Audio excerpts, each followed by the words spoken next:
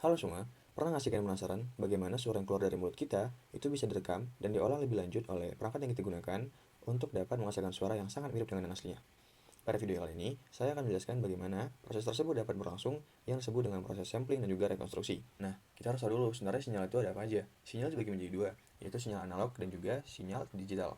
Sinyal analog sendiri adalah sinyal yang direpresentasikan dengan fungsi kontinu pada sumbu waktu dan juga amplitudo, yang artinya pada setiap waktu dia memiliki nilai.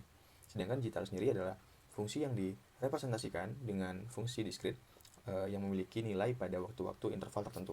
Kita lanjut ke definisi dari sampling dan juga rekonstruksi.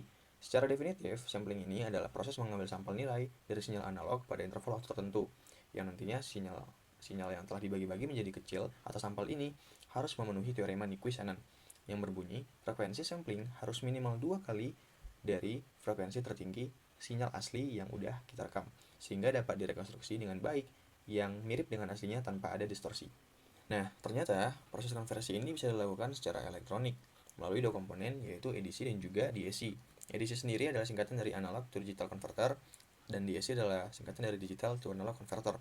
Pada ADC, bayangkan jika kita punya frekuensi suara sebesar 1 kHz, maka kita harus menggunakan frekuensi sampling lebih besar sama dengan 2 kHz, menurut teorema Nyquist-Shannon. Nah, rekaman audio ini kemudian akan dimasukkan ke ADC dan akan dilakukan proses sampling, mengambil nilai sinyal pada interval waktu tertentu, dan dilanjutkan dengan kuantisasi dan juga encoding.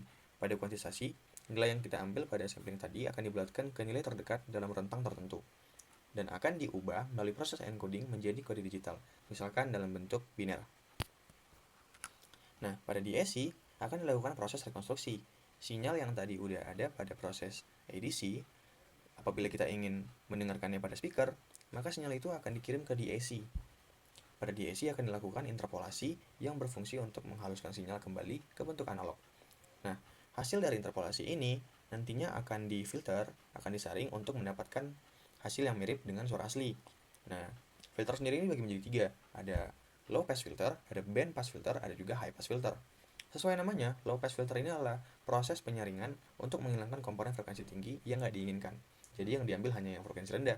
Sedangkan sebaliknya, high pass filter ini adalah proses menghilangkan komponen frekuensi rendah yang hanya mengambil frekuensi tinggi. Nah, itu artinya band pass filter sendiri adalah proses mengambil nilai frekuensi di antara frekuensi rendah dan juga frekuensi tinggi. Sehingga setelah melewati proses DAC ini, diharapkan akan menghasilkan sinyal analog yang mendekati sinyal asli atau suara asli. Oke. Semua penjelasan tadi secara matematis dapat dijelaskan kembali menggunakan fungsi. Pada sampling sendiri, terdapat fungsi diskritisasi n sama dengan x dikali n dikali periode sampling, di mana n ini adalah indeks diskrit yang menunjukkan urutan sampel pada sinyal digital. Nah, kita harus tahu bahwa periode sampling itu berbanding terbalik dengan nilai frekuensi sampling.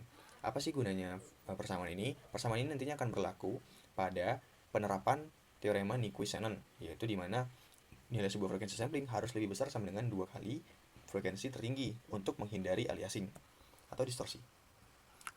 Kemudian, pada rekonstruksi akan terjadi interpolasi ya di mana ada terdapat fungsi yang kelihatannya cukup rumit.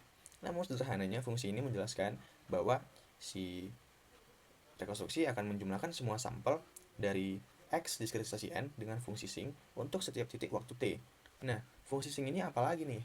Sebelumnya, fungsi sing ini juga punya persamaannya sendiri, yaitu sin X sama dengan sin Vx per Vx. Oke.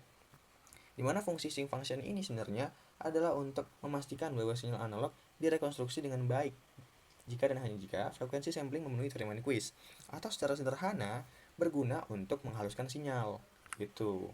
Jadi kita tahu bahwa pada proses sebelumnya kita menggunakan nilai diskrit untuk mengubah nilai analog. Nah, karena terdapat pembulatan, maka akan ada nilai-nilai yang hilang, dan pada saat kita ingin menyambungkan kembali nilai digital menjadi nilai analog, akan ada part-part yang bolong, ya, akan terbentuk space.